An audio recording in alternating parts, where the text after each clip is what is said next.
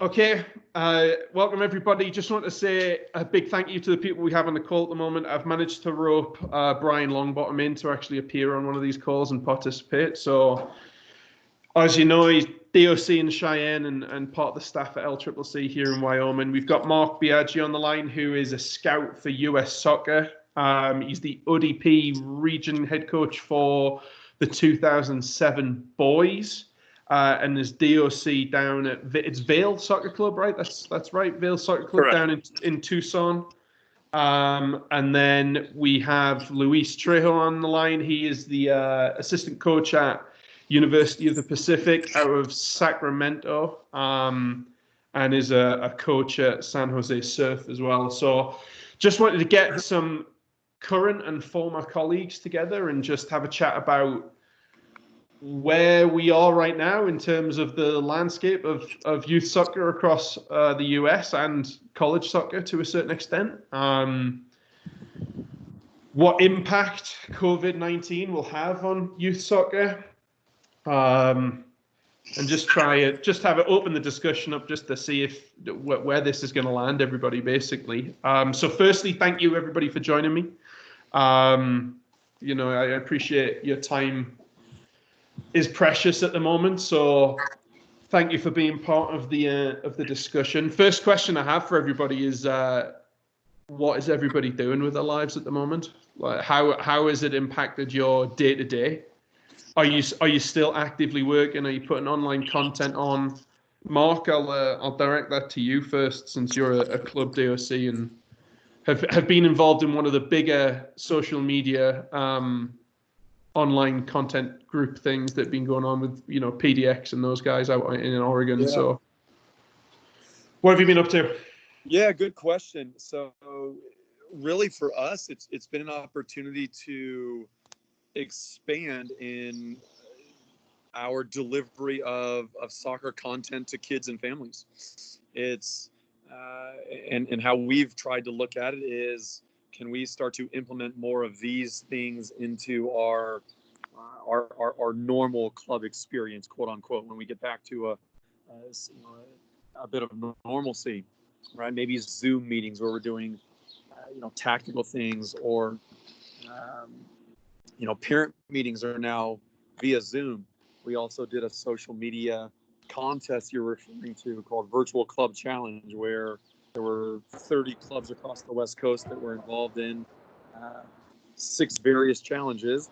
And there was a celebrity judges from Nick Raimondo to Julie Ertz to Luis Robles, keeper for Inter Miami, the new club in Florida, where kids from all over the West Coast essentially were posting video clips of them doing various soccer skills. And so just trying to engage families and kids in soccer, right, is something we've been a big part of, trying to continue to push, but also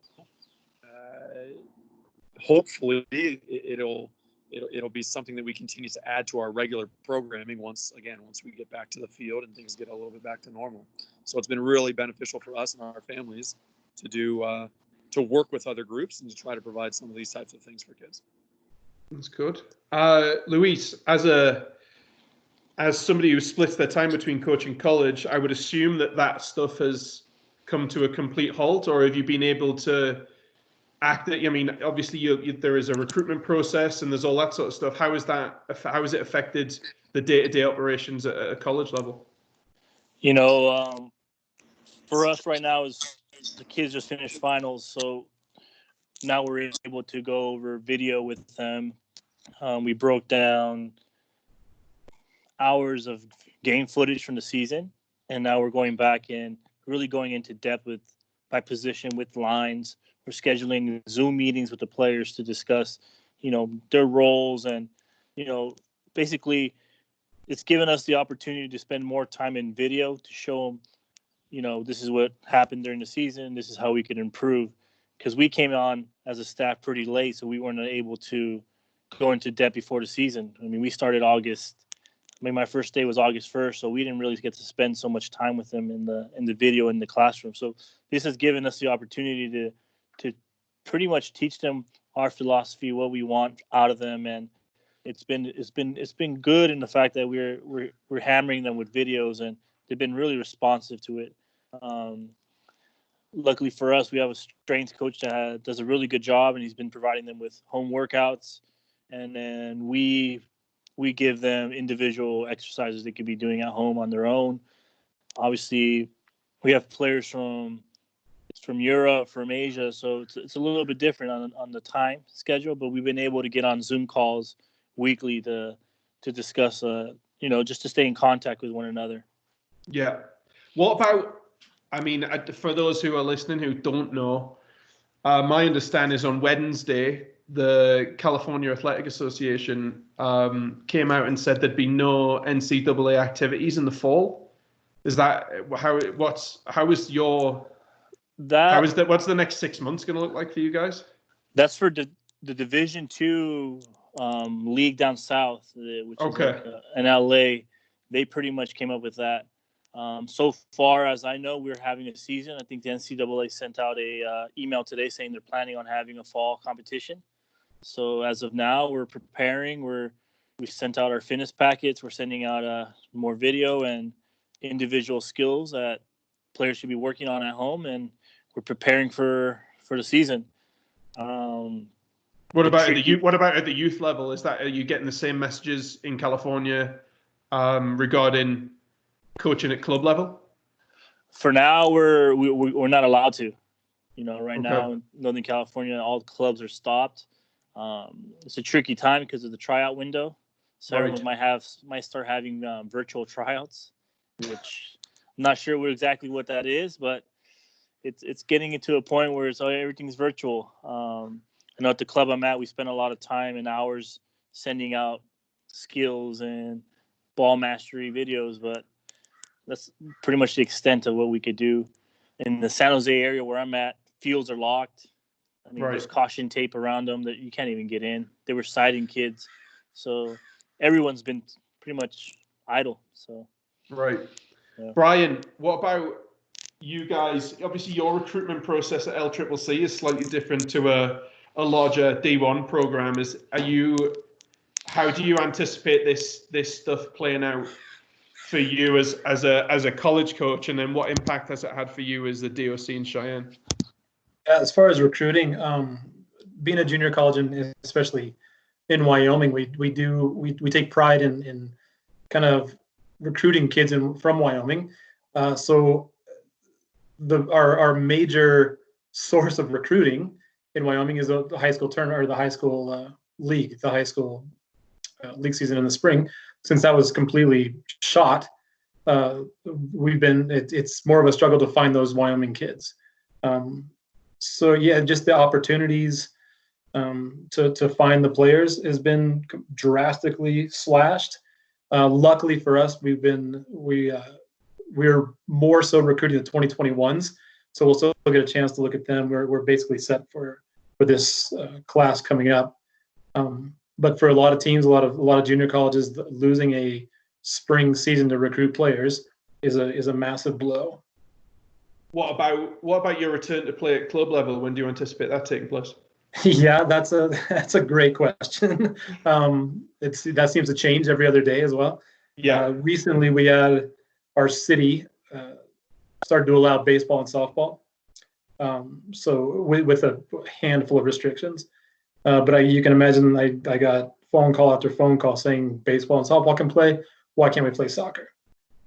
Things look a lot different. Obviously, we can get out and do some technical stuff by social distancing, but it's just not the same as a game. So hoping, fingers crossed, that we can do something this summer.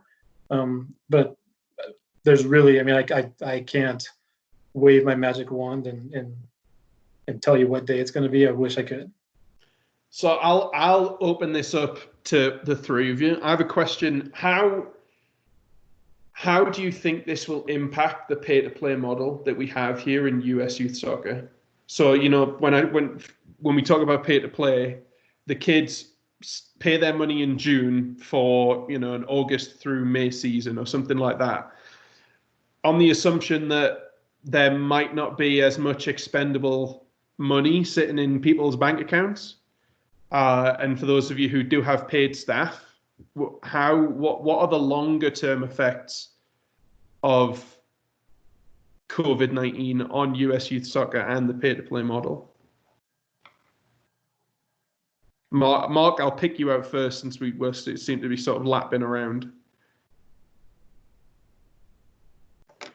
Hold on, you're muted. Give me a sec. I think you have to unmute yourself. There we go. Sorry about There you that. go. No, you're good. You're good. Yeah, I think that's a big question a lot of us have, and I don't know that we have all the answers. Some of the things that I've discussed with my board and my staff and other clubs that in the area is accommodations for those types of things. We specifically were planning to raise fees this year. Again, this is all pre-COVID-19. Yeah. And we're putting basically a freeze on those types of things. We are extending payment plans out as opposed to a 4 and a 6 month option. Now we've gone to a 6 and 8 month option. So it starts to, instead of $20 a month over 6 months, now it's going to become maybe $15 a month over 8 months or something to those effects. Larger scale, I think that it's also going to affect things like travel, and maybe not necessarily from a financial standpoint, but from interstate to interstate, right? And Right. I know that there's a lot of, in Arizona, we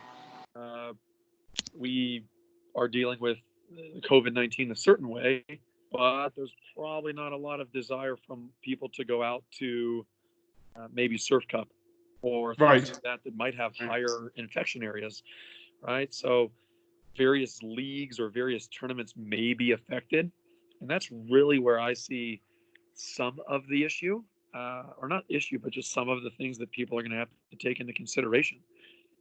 Maybe there's going to be minimized travel, meaning if you play in a state league, maybe it's the fall games are only going to be against teams in your local area, and then the spring or winter or whenever it is, you play the teams that are maybe 2 and 3 hours away or across interstate lines. If you're Idaho and Washington and Wyoming and northern Utah, right? Those types of things. Regional leagues, if you will.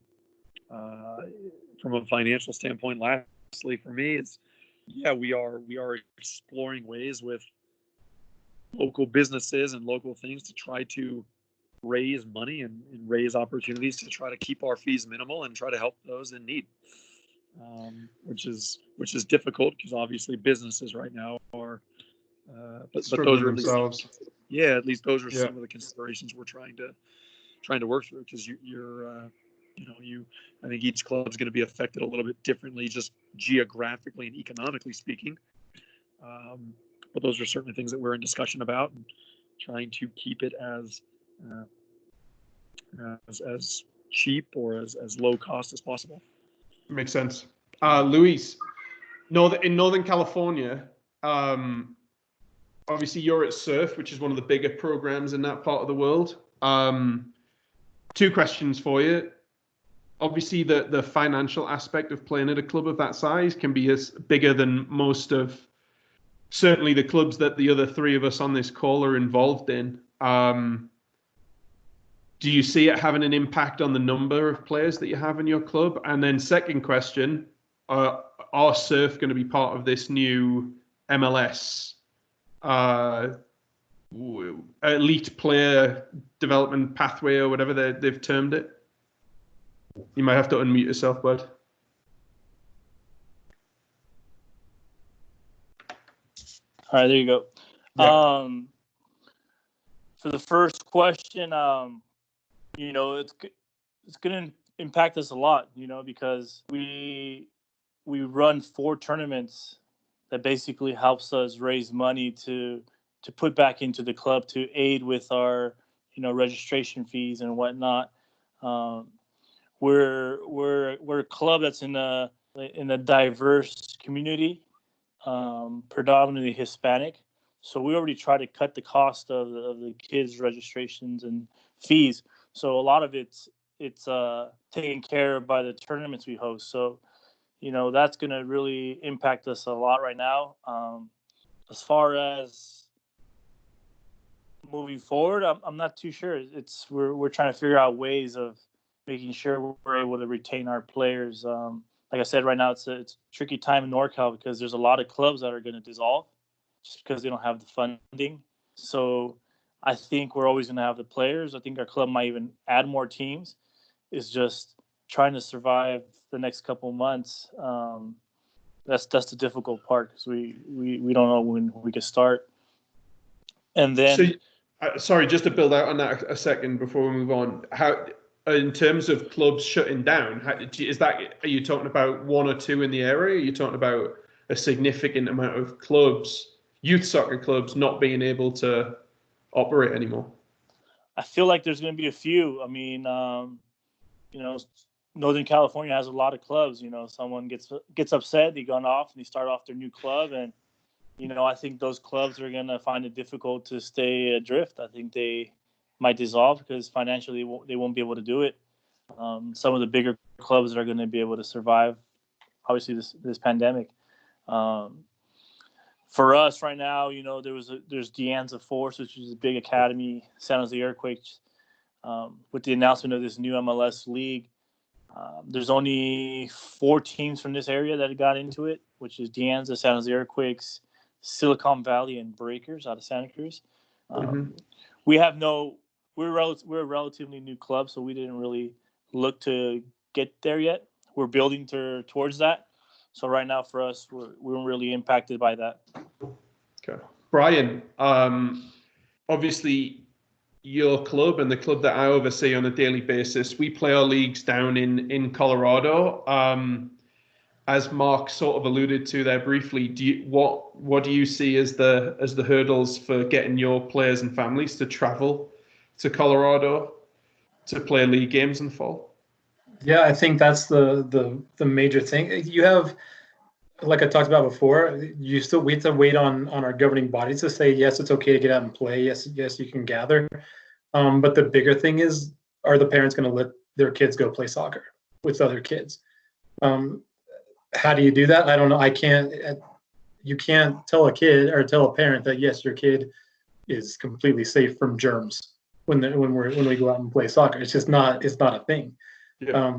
So I think only time will tell. And I too am worried about luckily, our club doesn't have a tournament. I know that's strange for me to say that. Luckily, we don't have an event, but we don't have to worry about that. We have to worry about obviously our fall season coming up and our spring program or our summer programming. But like your club, Turf Wars, that's massive. That's a huge event, not just for your club financially, but for other clubs to attend. We have 30 some teams go to your tournament. So your tournament is a big deal to my club. So just the fear of not being able to participate and not being able to host events like that is what's scary to me. What about on the grandest sort of scale of things, the impact that this will have on the development of your players? I'll start with Brian since you're still unmuted. Like how you talked briefly about your summer program in there. Obviously, what are the details of that? And then with the current restrictions, even if we can go back to practicing, it sounds like there's going to have to be some level of social distance between the players. So, the traditional model of finishing your sessions off with a game, that's out of the window, certainly in the short term. So what do you think the effects will be on player development? I think, as we all know, I mean, the game itself is a massive piece of a player's development.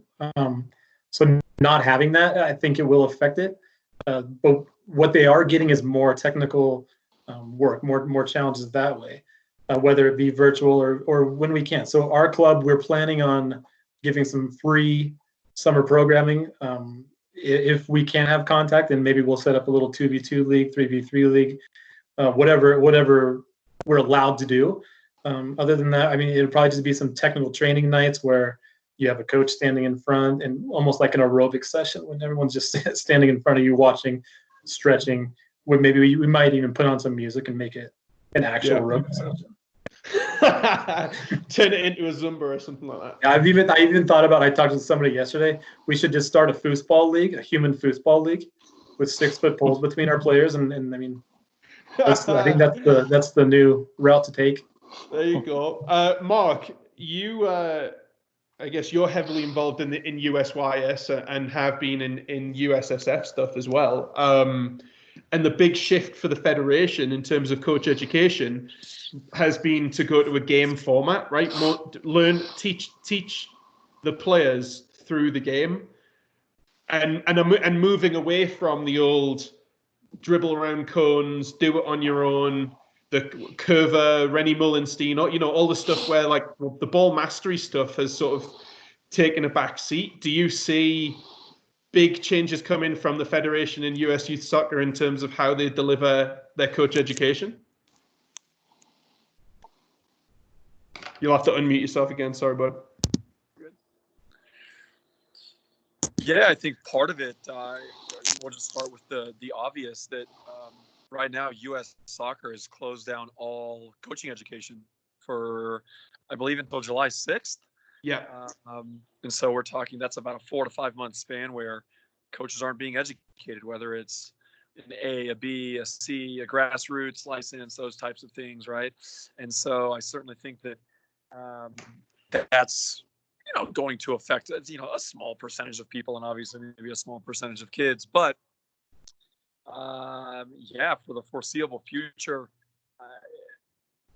in every state it's a little bit different as far as how fast we can get back to what more normalized kind of small group soccer. But obviously the practice play or those types of models where kids are playing in larger groups more frequently is going to be gone for a while, right? And so your larger question about how is overall player development, do I think it's going to take a step backwards? In short answer, a little bit. I mean, I think that some kids naturally are going to be out there doing these events, doing these technical things, doing these things that their clubs provide, or the various the various things that are out there. But I think also a large portion of kids are going to be working with youth kids in general. I could say that the majority of them probably only play soccer when they come to soccer practice, right? And that's certain areas of the world, right, are going to be different with that.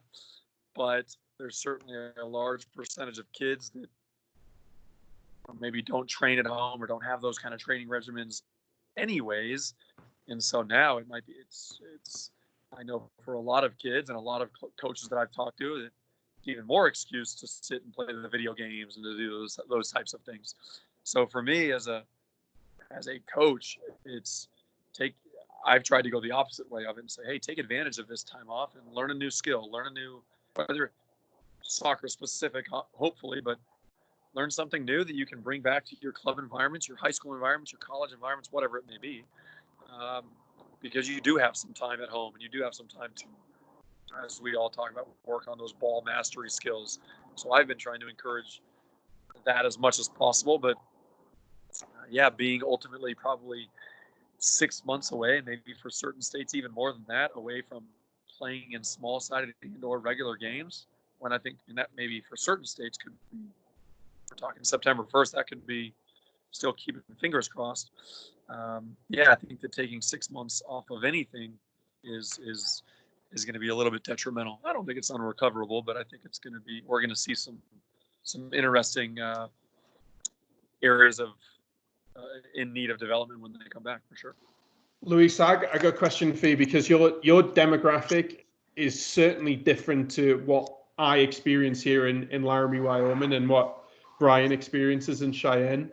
Obviously, the demographic that you deal with mostly is a population of people where soccer is their first sport, right? It is the sport of choice.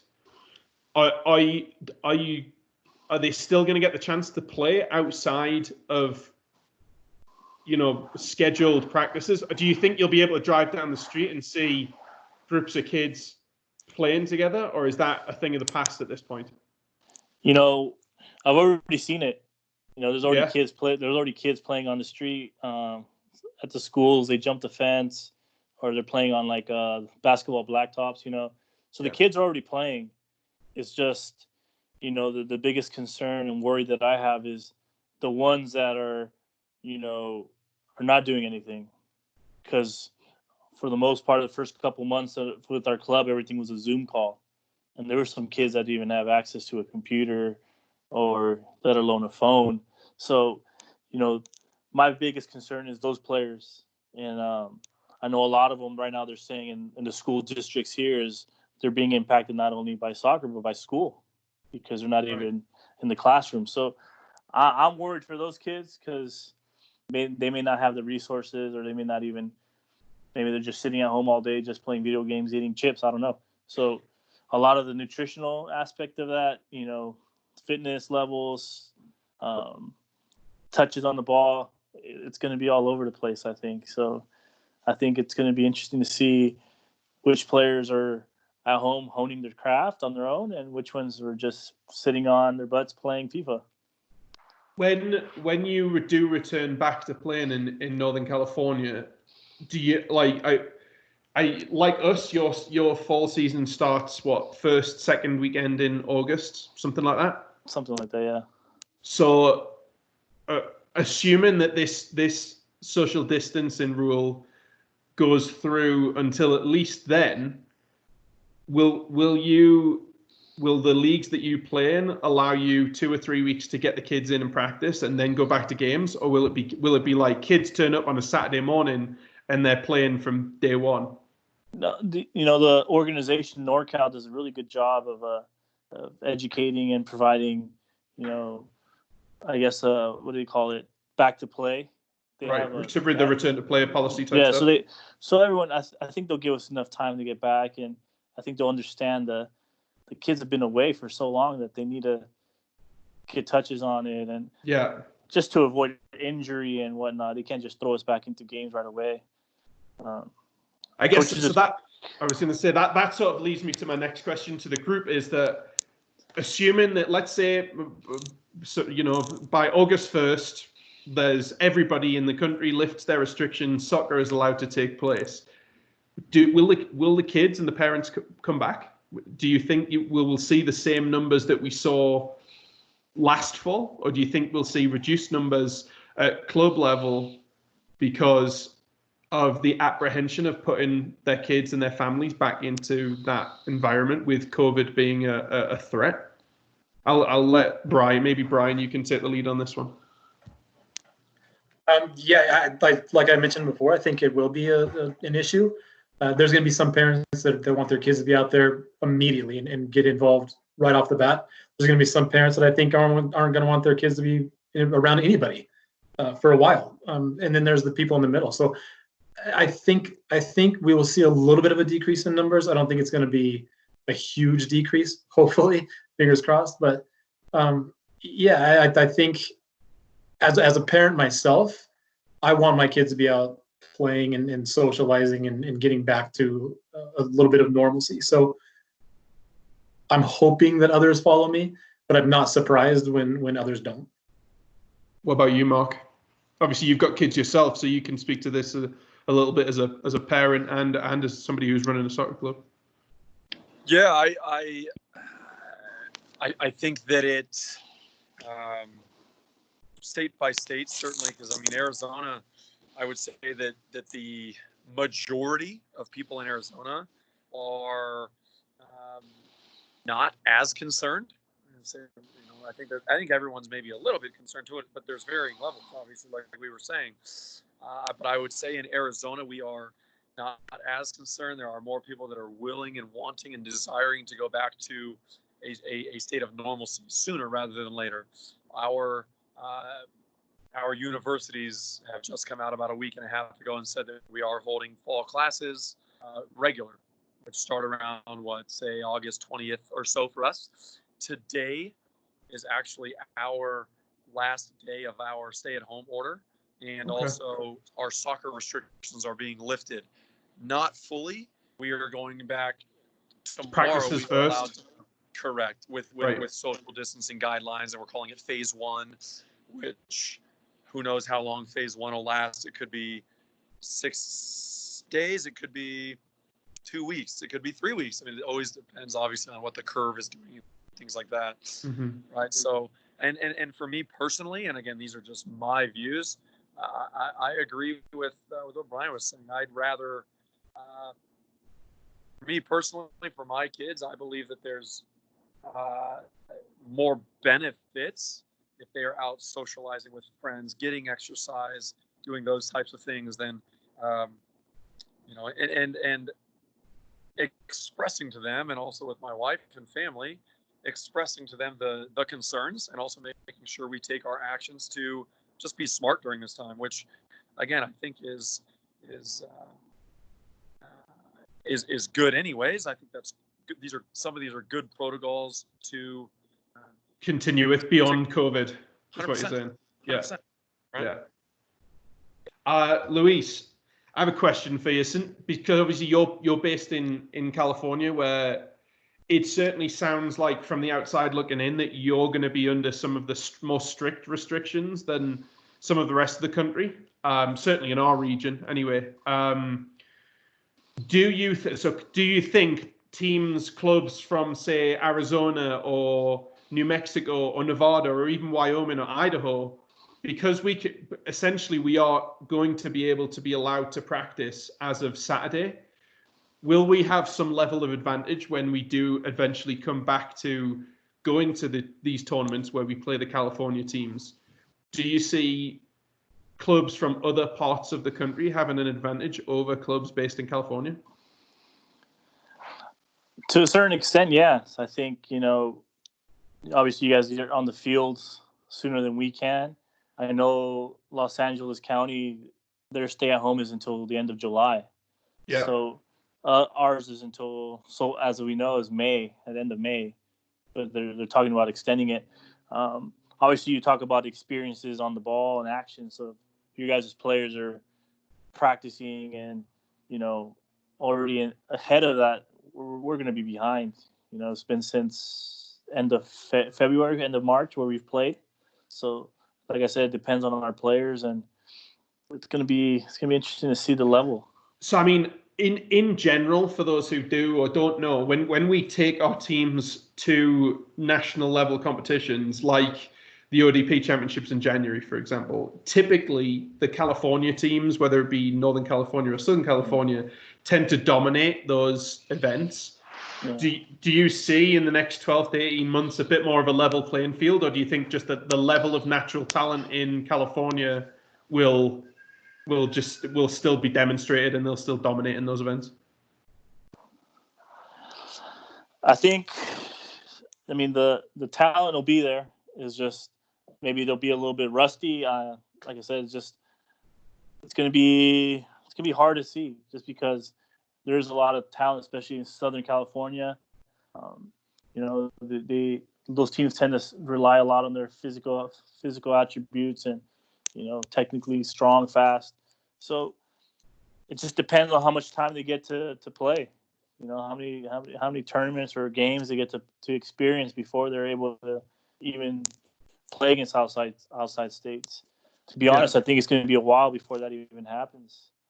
I know they've pushed back tournaments here in California, like the Surf Cups and whatnot. Right. I sort of taken a little bit of a lead from that. In terms of when you are able to go back to playing, as club leaders, as leaders of college programs, whatever it may be, do you anticipate your session design going differently?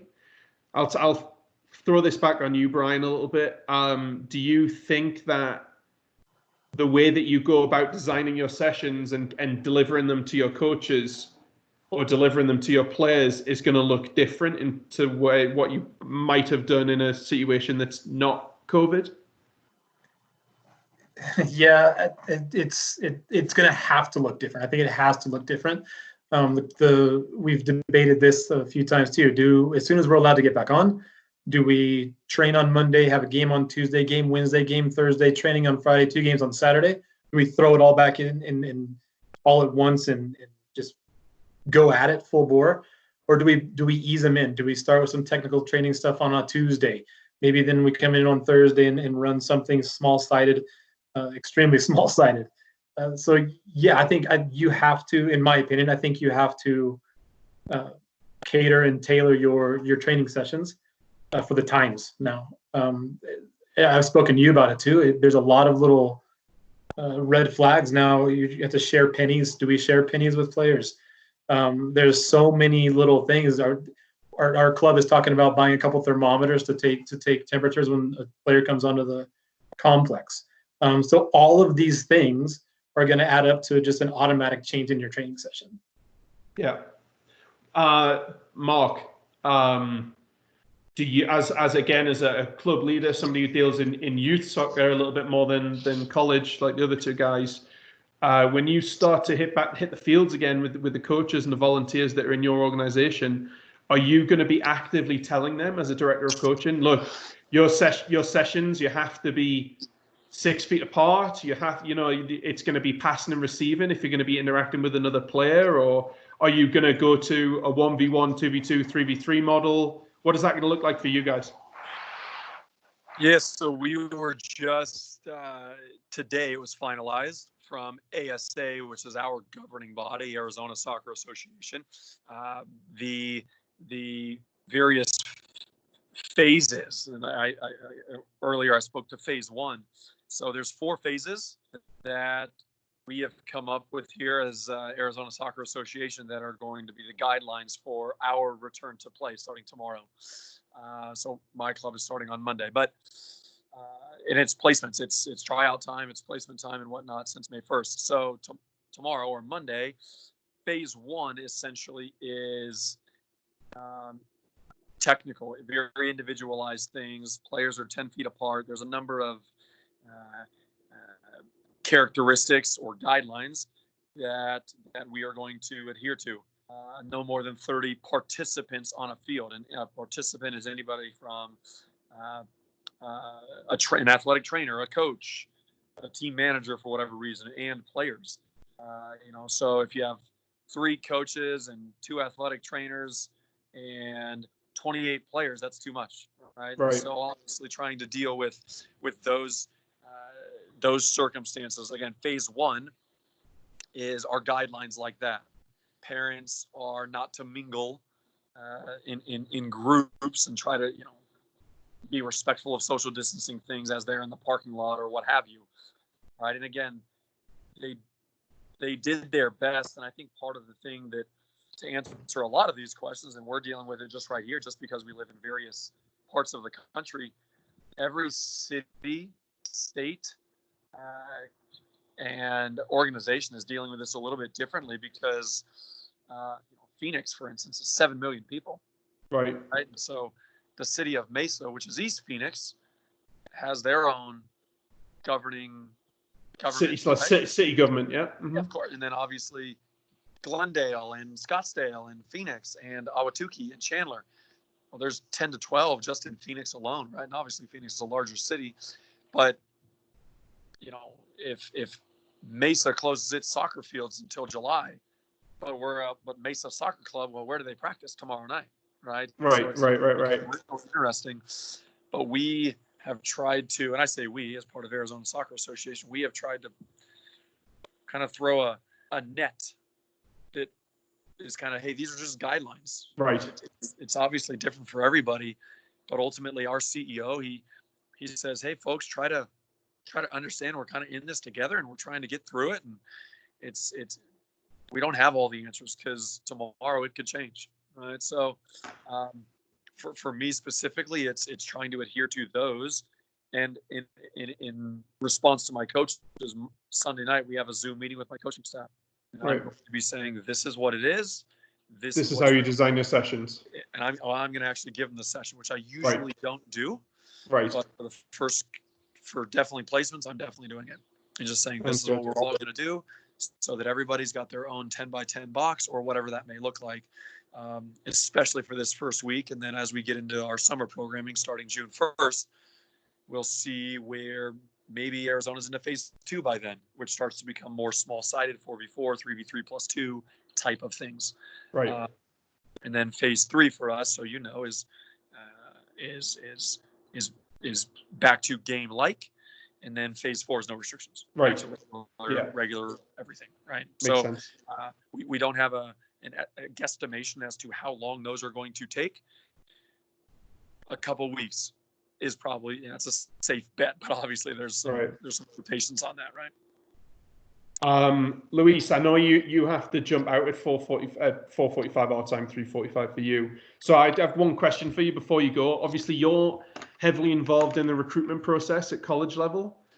What impact has this is this going to have? I assume you're probably set for 2020, 2021. If not, feel free to elaborate. But what impact is this going to have on your recruitment as a college coach and in general across the board as colleges look to recruit players for the future?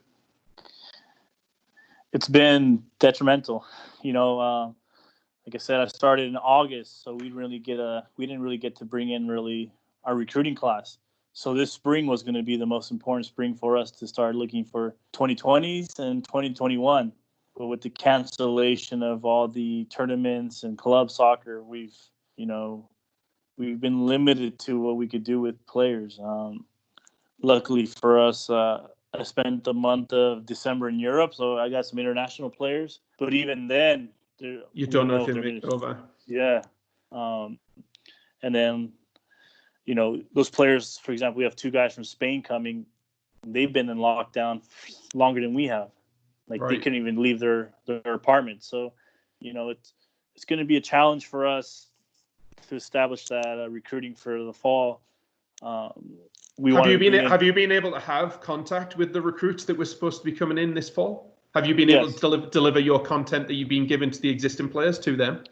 We barely started this week. We have to wait until the finals are over. So we started with them.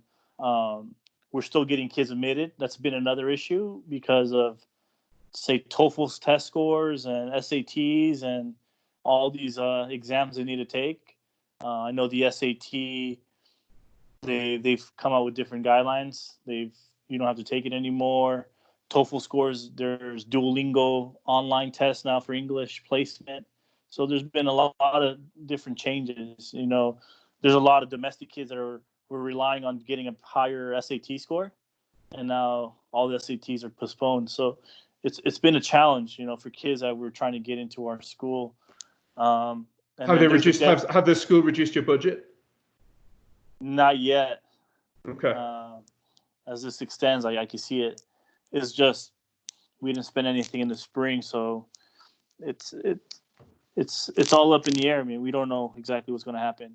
So right now, there's a dead period right now where we can't really recruit. Yeah. Obviously, there's no games, or we can make contact with players, but I mean, we haven't really identified 2021s. It's kind of difficult. Last question for you before you jump off. In a more general sense, talking about college soccer across the country, what I guess to sort of flip it around a little bit, are there any opportunities that you see for potential recruits later, like down the line because of this? Is there any way that they can benefit from this situation? What can players be doing now to stand out? Because they can't be on the field showcasing their ability on the field, what can players do right now to stand out from the crowd? I think for most, someone was working on their individual skills. A lot of players are taking time to improve maybe their physique, adding a little bit more size. There's a few sometimes kids that are a little bit undersized that come in as a freshman. Depending if not there's a fall season, this could be a time for them to really devote themselves on their conditioning, their physique, their ball work, their ball skills. I think that's pretty important. As I mentioned, these kids from Europe, they haven't touched the ball in over, longer time. So 3 or 4 months. I've talked to a few kids that are at high academies in Spain, and they said their touch is off. They're not fit. So obviously we got to ease those kids in. So I think if there's not a fall season for us, I think it could be a good thing for a lot of domestic kids to improve on their own. And, they come in as a 19-year-old instead of an 18 or 17-year-old in the following year. And it could be good for them. Sure. Well, Luis, like I said, I know you've got to jump off, so I don't want to keep you too long. I really appreciate your time. I'll if anybody reaches out to me and wants to have a conversation, maybe you spark some sort of train of thought for them. Is it okay to share your contact details? Yeah, absolutely. Yeah. Okay, I'll share your email with people if they ask for it. But again, appreciate your time. Thanks for having me. No problem, mate. I'll speak to you soon. Later, guys. Brian and Mark, I guess we're sort of coming towards the end of this conversation, trying to wrap it up a little bit. In terms of youth soccer, same question to you guys. Do you see any opportunities in the current environment that players are in? Brian, I guess we can start with you. Do you see anything that they can? Is this a time that anybody can benefit? What can players be doing? What should players be doing? I actually think that we've learned a lot about as far as my club, I think we've learned a lot about our culture and how we can stay together in our club. There's things that we never did, but we never sent home videos. We never made goofy coach videos. We never did anything like that. That brought our coaches together on a virtual level, that now when we see each other on the field, it's going to be an extra hey, joke around, high five, or whatever the case is. So I think that is my biggest takeaway. These are things that we didn't do before, that you will continue to do. That we'll continue to do from now on. Yeah. What about you, Mark? Any for you as a club DOC, or even, I guess we haven't really talked about your US Scout stuff. Obviously, with the DA going away and this new MLS player development pathway, I think they're calling it elite player development pathway, where they've basically they've sectioned. They've got 92 clubs, I think, total. Some of there's like 30 of them are MLS academies, and the other 60 something or whatever it is are going to be. I can't remember how they termed it. Elite development clubs or elite. I can't remember what they call it. I believe it's the elite player development, but yeah, How is that going to affect your ability? Are you going to be involved in scouting those tournaments, those competitions now? I am. So we had a call last Thursday, about a week ago now, that discussed some of that. So we knew that announcement was coming out this week, in some shape or form, and but ultimately for U.S. soccer purposes, and this is again, this is talking about a very, very small amount of players when you're looking for through that microscope, but it's now that U.S. soccer doesn't run it, I think that there's going to be just as much of an incentive to go and watch those types of games, but also possibly in other avenues too, right? Things like ODP or things like maybe ECNL, or depending on the part of the country you're in.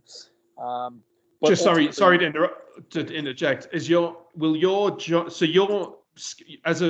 as a scout was to identify the best players possible to get them into the DA, right? To get them into some level of DA program if they weren't already, and if they were in the DA, push them towards the national team. Is that still the job? Is that still going to be the job remit? Yes, I would say less trying to find players to get them into DA, even though that's a bit part of it. Yeah. But ours was specifically scouting players for our youth national teams, right? Okay. And so I would watch, LAFC play Seattle Sounders or something to that effect. They're under 15s, and I would report on the players that I saw there. Or I would watch, San Diego Surf, which is a non-MLS developmental academy. They would play against, maybe Nomads, which is another non-MLS developmental academy. Even though they were under that same umbrella of that league, And there's a lot of discussion right now about how that new league is going to look.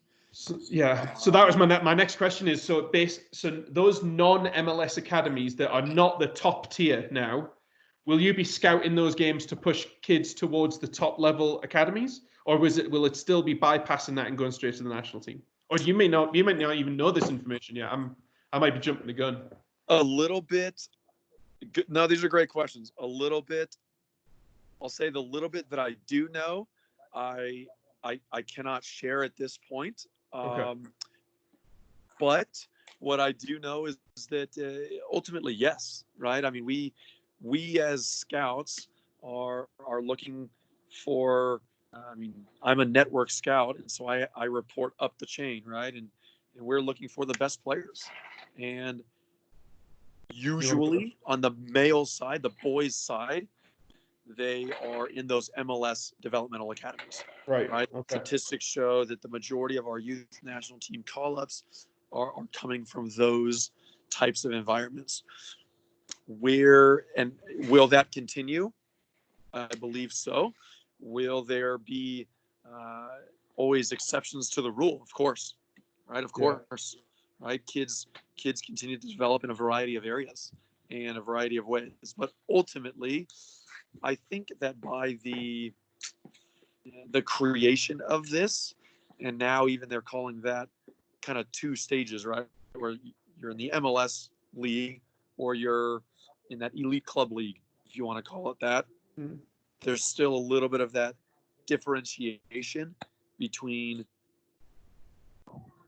the ultra elite and then just the elite, or whatever words you want to call it. Yeah. Right? And so I certainly think that, to answer your question in short, yes, I will be scouting a number of those environments and a number of those games, a number of those showcases. And, though I'm not at liberty to say just yet all the things that I know, it's going to be very similar to What it was. previously. Yeah, we're going to be trying to find the best kids, and there's a number of environments where some of those kids need to be reported on, because I go and scout USL games too. Yeah. Right? So, and these are because there's an 18-year-old that's playing for Phoenix USL Rising. too. Yeah. Correct, right? Yep. So that's a USL, a potential national team player that's not necessarily in a DA is correct. What was the DA? And even now that our MLS system is getting a little bit better, we're catching up to the Europes of the world. Those type, or I should say the rest of the world, to be fair. Sorry, it's my pup. You're good. Is making sure that we have that we even have 16, 17-year-olds this past year that were playing in MLS games. Right. And so even though I have not scouted those games, that's certainly happening, because you'll have a 16-year-old Danny Leyva who's playing it for Seattle Sounders first team. Right. Yeah. And he also can then switch back, and in the same weekend he could also be playing for the GA Cup with their under 17s, which he did, and Seattle Sounders won that. So it's there's a large scope of things that I potentially could scout or be part of various ID centers, but for the most part, it's going to be very similar. We're going to be looking for kids and have an idea of where we're shooting, but also there's always other opportunities for kids to be seen. Which leads me nicely into the last thing that I wanted to discuss with you guys is obviously the DA has gone away, right? So the USSF run program for the elite players has disappeared, and that will inevitably have an impact on the ODP programs of our state, right? We might have some players that were previously playing in DA, or were looking into other opportunities. How do you see that impacting the ODP program? Brian, I'll open that up to you as somebody who's coached at a regional level before, and then we'll go back to Mark as a head coach for an ODP region team. Do you see it having a positive impact on ODP programming? I do. I think that as a Wyoming ODP, I don't think it's going to have that much of an impact, just because we didn't have the DAs to begin with. We have DAs in Colorado, obviously, that some of our players went to, but I think most of those players played Wyoming ODP anyway. Bigger picture, though, I obviously Mark is going to know more about it. You probably even know more about it for sure, but I do think it'll have an impact in a good way for the Olympic Development Program. Mark, you want to elaborate a little bit, because obviously you're close to the upper echelons, certainly at a regional level. Essentially my boss. So what do you see? What do you see as being a positive for the ODP program nationally, not just necessarily for our region, but can you see players leaving, or not necessarily leaving those environments, but coming back to the ODP program, or being able to be part of state ODP programs, as well as being part of this new MLS rollout? Do you know what that looks like yet? I don't. I would say largely yes. I believe that ODP programs are going to be maybe not the way, but become a much more impactful way for players to be recognized at the next level, right? Whether it's college, whether it's regionally, whether it's as an identification process for some of those maybe MLS clubs, right? I think that there's going to be a lot of push for ODP to become a primary way for players to move up the ladder, if you want to call it that, right? Because everybody has various goals, right? So I don't yet know the rules or regulations of the new rollout MLS league, excuse me, as far as are kids going to be allowed to play high school in that? Are kids going to be allowed to do ODP in that? That was not announced. I don't believe that has come out yet. And I think that they're still ironing out some of those questions and some of those details, right? Because maybe for the MLS clubs, it's one thing, but for the other 60 clubs involved, maybe it's another thing, right? And I don't know that they quite have those answers yet, because I know that those were some of the considerations that were going to be discussed, because those were some of the potential things that people did not like in the previous way it was done. Well, I mean, we know of there is something happening in terms of a partnership between the USYS ODP program and the MLS. So you would assume, and this is pure speculation here, I have no insider knowledge, but you would assume that this new MLS league will allow players to be part of ODP programs. Now, again, that's pure speculation, and that's just from a rules standpoint, that the players will be allowed to do it. That's not me saying that clubs won't deter players from doing it. Yeah. But you would assume that at some level there's going to be some level of partnership with ODP programs in the MLS. I would say potentially, but I would also say that interaction for sure. Maybe it's that ODP teams are now becoming part of various events where there's MLS. Correct. Things like that, right? Yeah. Where there's, so as far as allowing kids, I don't know, but interaction is probably fair to say, right? To some degree. But obviously, from a recruiting standpoint, there's increased 50 states that have ODP. Right. There's not 50 states that have MLS, right? So you can start to maybe piece the puzzles together a little bit. That, well, if I want to know where the best kids are and I'm an MLS DA, well, I'm going to go to where the best talent is, right? And if there was already a bit of a filtering process done by states, maybe that's where I start, right? So there's certainly some of those discussions. You're right. And we're actually awaiting that announcement. We're kind of waiting. I've talked about that before. Yeah. We're awaiting that announcement. But I certainly think that a number of states will go back to having reinvesting in their ODP programs. A more influential ODP program. Yeah. And I think that it's a way. it's kind of been the constant, to be fair, right? Mm-hmm. I mean, you look at a lot of these organizations, and ODP's been around for a long time. And, Yeah. and I think that there's varying degrees of levels of ODP from each state, right? Because U.S. club might be bigger in certain states versus USYS, and DA might be bigger in certain states, or now this MLS league might be bigger in certain markets. But I certainly think that ODP has been and will continue to be a prominent way for players to go and get recruited to college, or be pushed into potential national teams, or just regional level type of events, international trips, those types of things. Yeah. I think it would be, if I was a player now going, with interest in potentially being an ODP player, I think the fact that whether it's just a perception or whether how real that opportunity might come, the potential that being an ODP player can get you exposure to an MLS environment is a big carrot that can be dangled in front of a youth soccer player. So I'm hopeful that this new partnership will be a positive for everybody involved in ODP. As an ODP region coach, we want to be working and coaching the best players. So,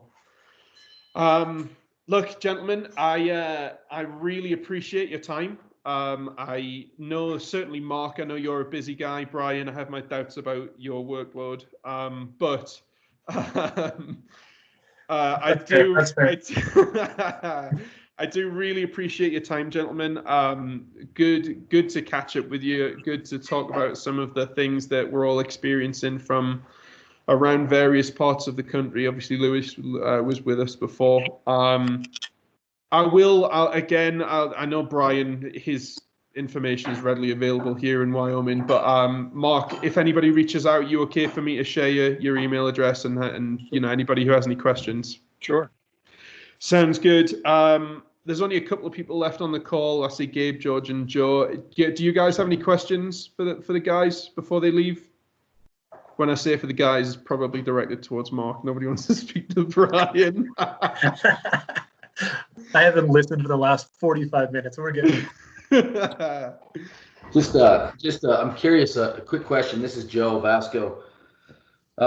First of all, thanks for the various perspectives you guys gave us today. I thought it was all good information, and it's good to see that certain areas are starting to get back into the fold and starting to at least incrementally move. I think the concern on, which is our concern here in Wyoming, I guess from a club perspective, is just when they do turn it loose, who's actually going to want to go play, and what kind of parental support are you going to actually get?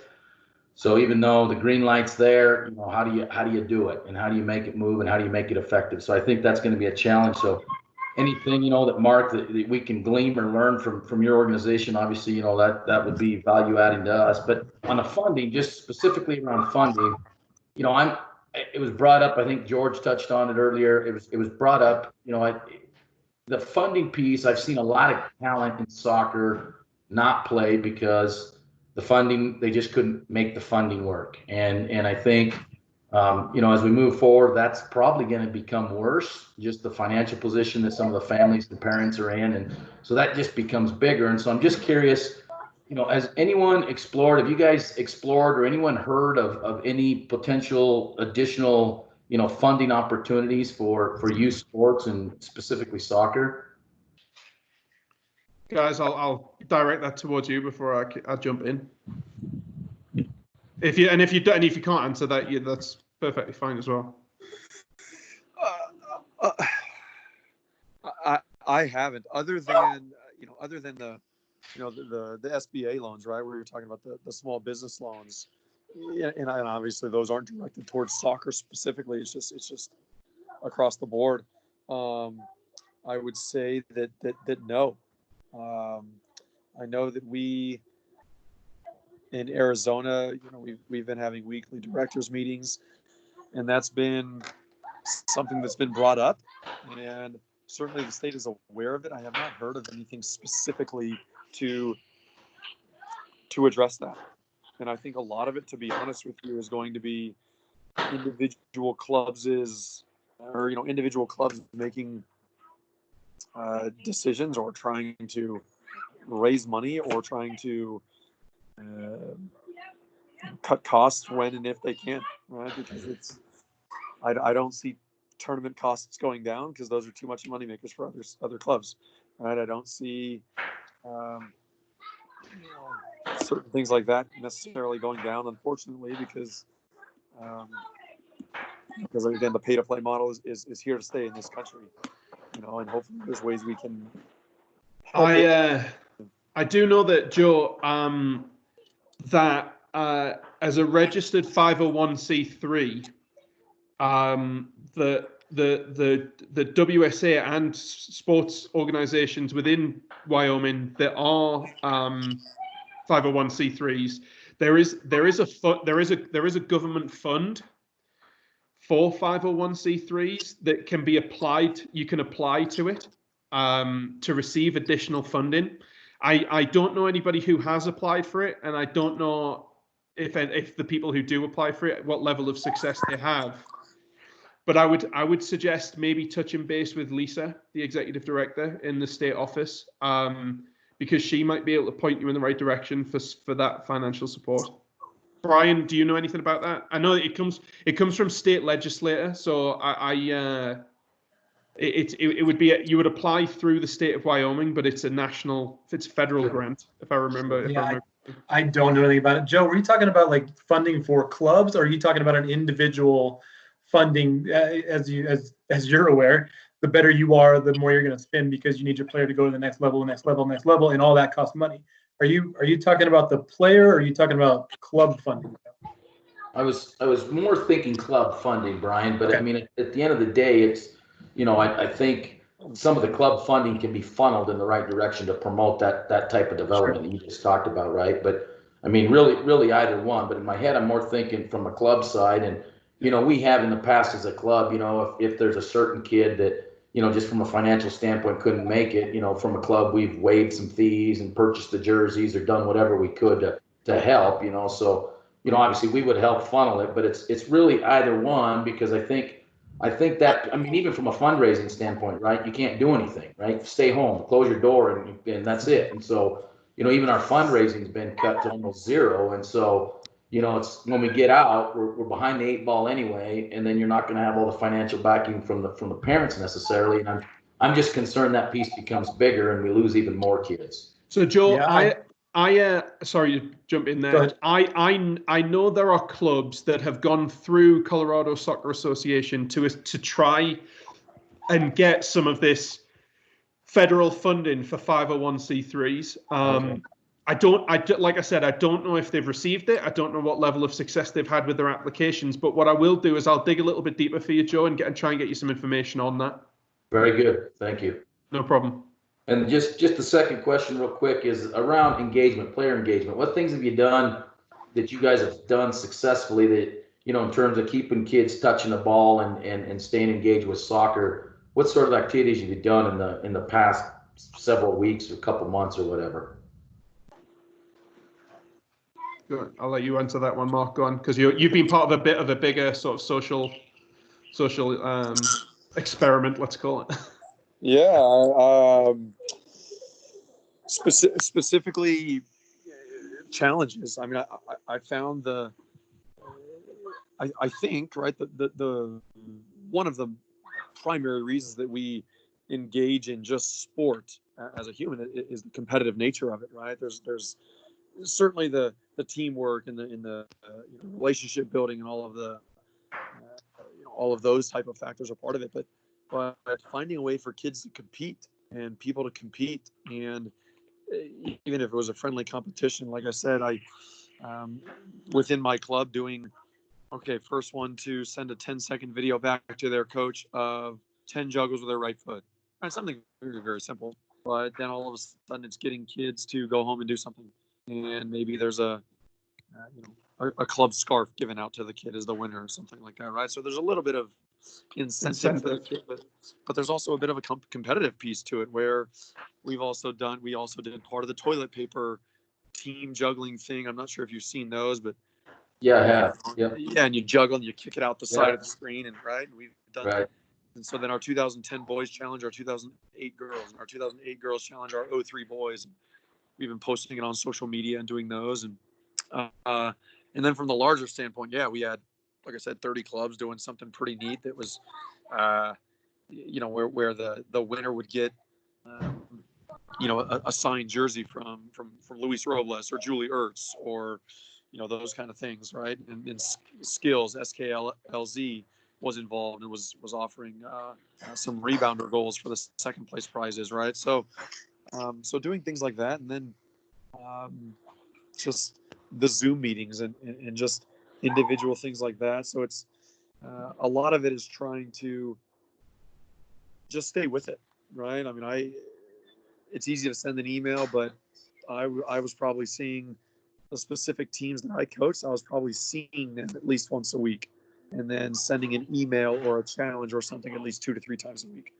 All right, so trying to just be consistent with the engagement, and then there's a lot of things. Dribble Up. I'm not sure if you've ever heard of it, but take a look at Dribble Up. It's an app that you'd have to buy the soccer ball, which is a $60 or $70 soccer ball, but it's basically an app that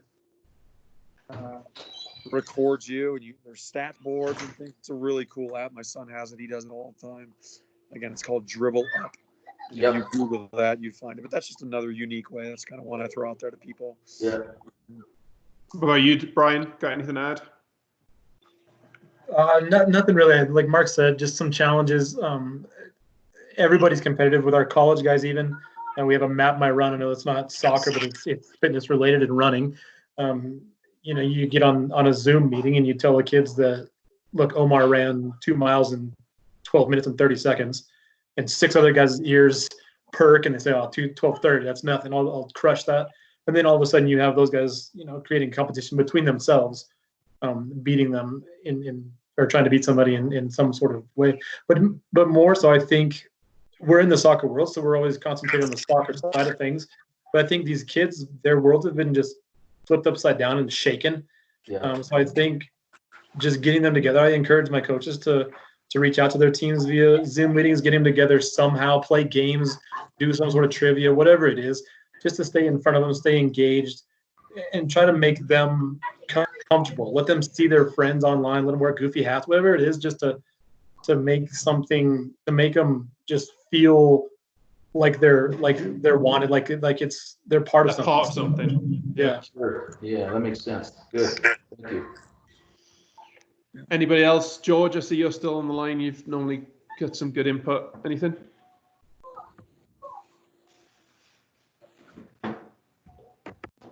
No answer. Oh, there he is. Thank you. Sounds good. Sounds good. Okay. Brian, Mark, really appreciate your time. All this content and stuff will go on the WSA website, and you'll be able to access it, and we'll promote it. And if you have any questions for the guys that were on the call today, I'll make sure that their contact details get on our website somehow. But again, gentlemen, really appreciate your time. Looking forward to seeing you face to face, hopefully sometime sooner rather than later. Thanks for having us. No Thanks, problem. guys. Thanks everybody. Bye-bye. Thanks. Goodbye.